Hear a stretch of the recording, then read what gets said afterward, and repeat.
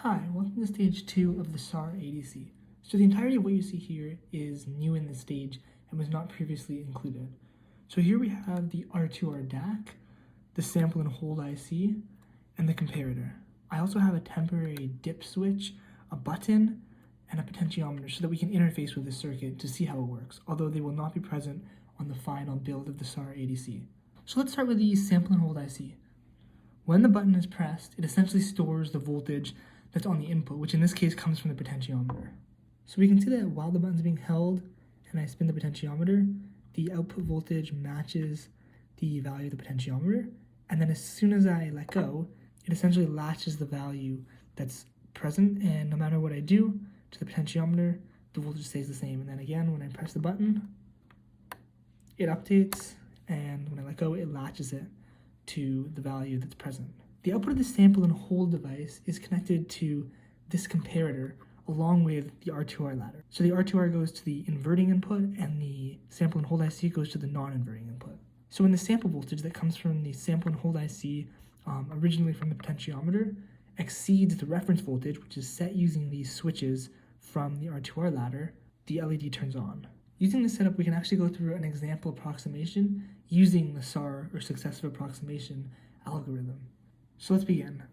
I'm going to set the voltage using the potentiometer to something random, and then I'm going to latch it using the button. So we start with all the switches on the dip bank low.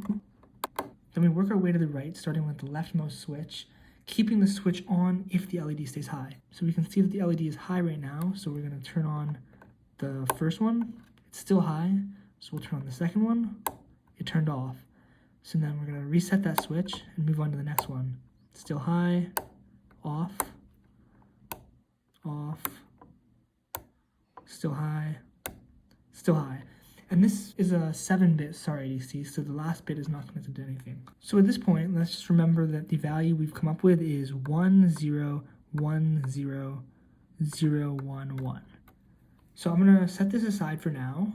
So I'm going to take note of that number. So it was 1010011. So let's start by converting this number to decimal. So it's going to be 64 plus 16 plus 2 plus 1, which is equal to 83. Now we're in a 7-bit system, which means a max of 128 positions, and we're at position 83.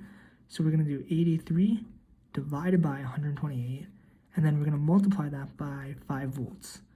So when we do that, we get a voltage of approximately 3.24 volts. So according to our math, our voltage should be 3.2 volts if our SAR ADC is correct.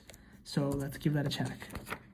So here I have our SAR set up again, and let's measure the voltage that was on the potentiometer, just because the sample and hold could have switched a bit. So we get a value of 3.38. Now that's not exactly 3.24, but there are several reasons why that could have happened.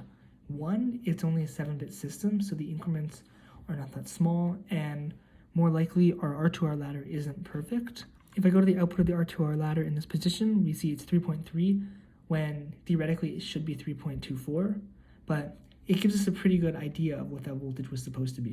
Thank you so much for watching this stage of the SAR ADC. I hope you learned something, and there's one final stage, so stay tuned. Thank you.